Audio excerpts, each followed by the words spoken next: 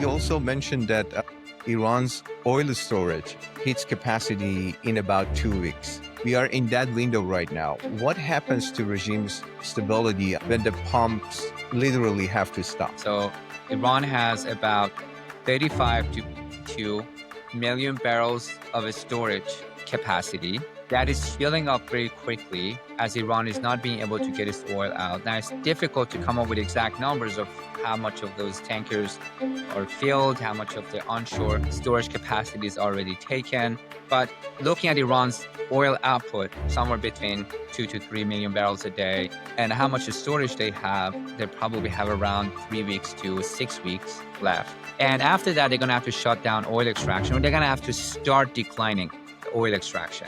And that can be very damaging to their ability to bring extraction back up. In 2020, in Treasury Department, the coordination with our colleagues over at the State Department, we brought in Iran's oil export down to 100,000 barrels a day from 1.92 more million barrels a day during the JCPOA. What the regime has started doing was to filling up tankers. We didn't have a blockade at the time, so Iran could bring in tankers, fill them up, and go let them sit in international waters. Now, it's not really cheap and easy to keep oil on a tanker. You have to keep the tanker run, depending on what commodity we're talking about, crude or whatever we're talking about. But they basically filling up all their tankers. The entire national Iranian tanker company, a fleet of vessels were just used as floating oil storage. And then they started begging Emiratis and Chinese to start using their onshore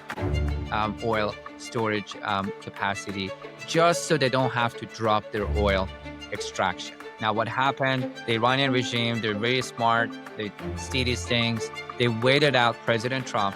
And then President Trump, the moment left, the Biden administration came in and they wanted to negotiate. And as a part of that negotiation, if you look at Treasury Department sanctions that went out during the Biden administration, you see a decline in enforcement of sanctions on Iran's oil. And when you don't enforce oil sanctions, and people want to buy it because there is a less risk of being sanctioned. So Iran's export went up.